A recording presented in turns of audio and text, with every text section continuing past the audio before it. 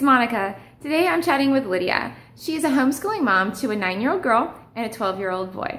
She's been doing this for a while, so she has a lot of really great information to share. So check it out. Hey Lydia, thank you so much for joining me today and chatting with me. My pleasure, Monica. I just wanted to start by hearing a little bit about how you got into homeschooling, because I know you weren't doing it from the very beginning. So what got you into it? My son was bullied in first grade. There were four big third graders. The teacher mistreated him. The principal mistreated him. They wanted to label him with ADD or ADHD. And so I inquired through the school district if they could test for IQ, and they said that I had to get in touch with the gate teacher at the school, and it just turned out to be his first grade teacher, who was not going to recognize him as being gifted. So So, you thought he was bored, basically, right? yes, he was bored. They kept segregating him from the class, and for 2 weeks, she pulled his desk aside and had him sit by himself. And we were really proactive parents. We had these meetings with her, and we're like, you're kind of signaling him out. Some kids are going to say, well, why can't I sit alone? Or that's the bad boy. And she said that children don't think that way, but they actually did. I had a child turn to me one day and say that he was just a terrible kid. From 1 to 10, he was the worst. And it was sort of like he was a tea kettle, just on simmer all day long. So when he'd get home, it's like all this stuff would kind of come out. And it took about 6 months to figure out something was amiss because he didn't want to go to school. And he wasn't making connections with other kids. And then when he did tell me about these third graders that were bullying him, I went directly to the principal, and the principal asked me if I had gone to my teacher, and I said I thought that I should come to you. And so her idea was to take him around to each room to try and identify these children. And, in hindsight, she basically was kind of holding him up to, here's your victim, and we're signaling you guys out. And then I had a friend who was a police officer, and he said, well, don't they have a yearbook? You can just go through the yearbook, and he can, just like when we do mugshots, and go through. That's the one. That's the one. And so a friend of mine had a yearbook from the year before, and we went through each grade, and he stopped at the grade where the kids were the prior year, and all these four children were in this one class together. And they were rather big third graders. Mm-hmm. And so we had gone even to the teacher, and they just made me out to be the crazy mom because I was concerned about my child. And in public school, they have these things called behavior modifications. Mm-hmm. And in first grade, kindergarten, he had a teacher who had this thing called a behavior thing, and they get these B tickets. And so they would earn these tickets to get something from the treasure chest. Well, the second grade teacher, or the first grade teacher, had something red light, green light, yellow light. Well, he never would get it. And so she'd pull his card up every week and say, oh, not today. And so for almost a whole year until she left for maternity leave, he never got to go to the treasure chest. Well, before she left, we decided we're not going to do your behavior modification anymore, because I had also started reading books about behavior modification. There's a couple of books by Alfie Kohn. One is The Homework Myth, and then there's one, Punished by Gold Stickers, Rewards, and Stars. And I thought, this is not how to get a child to behave, by shaming him and kind of this treasure chest thing. So we stopped participating in that. And then there were many nights trying to figure out what I was going to do, and I called the school district because I had been watching him since early, these signs of, oh, my kid's different, and I kept reading about things about gifted kids, and he just kept popping up all these behaviors and things that he would do. He was very, very bright. And so I had called the school district and said, can I get my son tested for an IQ test? And they said, well, you have to call your gate person school, and it turned out to be his teacher. And I said, there's no way this woman is going to recognize it, because to her, and even like the meetings I went to for gate, it was like they wanted to, their mind of a gifted child is the child that stands in line, that raises their hand, and follows the rules. Well, we know that gifted kids tend to buck up against authority, not follow the rules, and think outside the box. And they're bored. That's a real simple way to look at it too, is they're just bored. Mm-hmm. You know, I have a teacher friend, and she admits, and it's not much of an admission because it's just common sense. What are you going to do? You have to teach to the majority of the kids. So you're going to have some outliers. You're going to have kids that need extra time with stuff, and then you're going to have kids that need about a fifth of the amount of time. But I mean, what are you going to do? You have this huge group of kids, and it's hard to meet everyone's needs, especially the outliers. Right. And he was in a split class, a first and second grade class. And at first, when at the beginning of the year, I thought, oh, that'll be great. He'll get some of the second grade work, but it was like, absolutely not.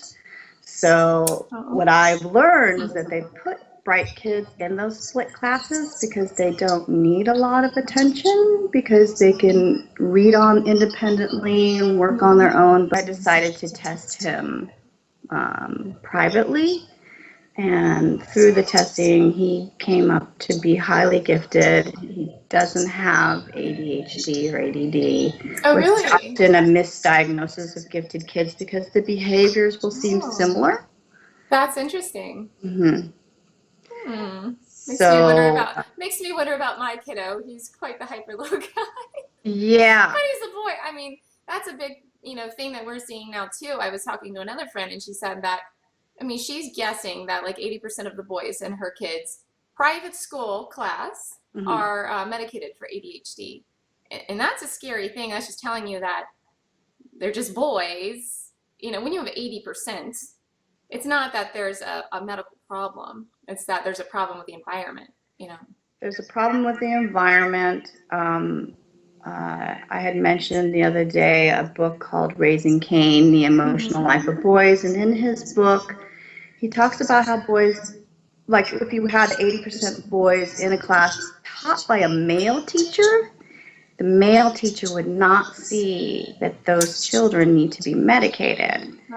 And I believe now it's a culture of medicating our children instead of understanding that boys have this kinetic energy where they have to move their bodies. Now, that's not all boys. Some girls need to move their bodies as well. Yeah. But boys just tend to be, more active. They need that PE. If you ask most kids that go to public school, what's your favorite time of the day? They'll say recess because they need to get that energy out. And have you heard of some of these schools talking about they would only start with maybe 20 minutes of recess for the whole day. And they're talking about getting rid of it in order to raise their test scores.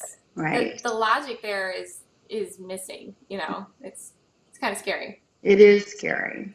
So I contacted a local charter school who had a home study program, and a wonderful lady said to come on down and talk to her. And she said that here in California, you can file for your private school affidavit. And she gave me resources. She didn't pressure me into starting her home study program, because here in the district, you can do home study through the district, but you have to use the same material they learn at school. And then a woman I met last year, she pulled her child out and they wanted to do in-home visits, which I thought was rather strange. It seemed like Child Protective Services kind of coming in and saying, what are you doing? So do you under the impression that's for anyone who's doing home study through the public schools? Here in our district, yes. In our district. So this is for, those of you who are watching this in California, you can actually do public school at home, and it's mostly on the computer, I believe. But that's disturbing. I think as that was disturbing. That's when I said, come and check out the charter. Yeah.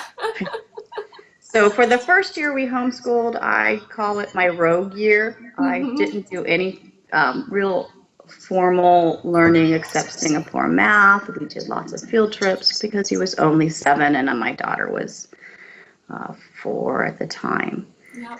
So I've been at it now for 6 years. Yeah, we really stepped it up a lot when my son was 8. Mm-hmm. I did do math and reading, I did other things too. It's not like I didn't do other things. I'm just saying we got a lot more structured when he turned 8. Um, Yes. so what would you tell kids? So there are a lot of people, especially here in California now, who are thinking of pulling their kids out of school. It's amazing how many people I talk to that are thinking about it and they're not sure how to do it. And they're really scared to do it. So since you've been through that, what advice would you give to people about that whole process of pulling a kid out of school and transitioning them into homeschool? I always tell people I'm going to give you my strength and not to worry. You just tell them that your child will not be returning to school. That's it. That's all I did. My child's not returning to your school. And start reading as much as you can as a parent. And that's what I did when I was making the decision. If you're thinking about it, read, read, read. I read this book called Homeschooling Facts, 101 questions every homeschooling parent should ask. And then there's a really great book called In Their Own Way, Discovering and Encouraging Your Child's Multiple Intelligence. Any book by John Taylor Gatto. Um, The Homework Myth by Alfie Kohn. Now, I got to see Alfie Kohn speak at a university here. As much as we homeschoolers connect to what he has to say, he's really not for homeschooling. He's really for education reform. Because I tried to talk to him afterwards and tell him, thank you so much for personally answering my emails. And I said, I'm a homeschooler. And he was like, that's not what I'm about. Oh, really? Books are really great. And, he's got one called The Homework Myth. And then there's this book called The Case Against Homework. And then there's our grandfather of homeschooling, John Holt, How Children Learn and How Children Fail. Well, I'm an eclectic homeschooler, I like to say. I kind of glean from a bunch of things. Like last year, my daughter was writing a book. And so Cool. in the middle of her, flow, I'm not going to interrupt it for our schedule because I do have things set on a schedule. But then depending on the day like today, I'm flexible enough not to have to follow that schedule. That's something that we came to too, is this, I'm like, oh, I need a schedule. So I made a schedule out and then I'm trying to follow it like really rigidly. And then I'm realizing it's very stressful for me and it's stressful for the kids. And then I started thinking, well, one of the reasons I love homeschool is that the kids can spend time on things that they're interested in and really just develop their skills by just diving deep into things. And I was undermining that by sticking very rigidly to the schedule. So I decided to start being more flexible with it. And that's a reason why I don't personally do summers, because I like to take days off pretty liberally. And then it balances out throughout the whole year. So, yeah. So to help those people that are feeling nervous, don't be nervous. It's really, life is a journey. There's no destination, and there's so much pressure now for children. Like there's that documentary, A Race to Nowhere. After watching that, it made me feel really good about not having my child in that high stakes, high pressure model of education. Also, like I've said before to other people, find that homeschool mom like myself that's been doing it for 6 years. And, like you said, you start out really rigid with the schedule because you think, I'm going to get the standards off of here and I'm going to follow these standards because they got to be on par with everybody in school. But you realize that as more time you put into it, that those rules don't really apply. And like I'll show you a little chart that I do for the kids. It's called I Can Do and Can Did chart. Oh, that's cute. And so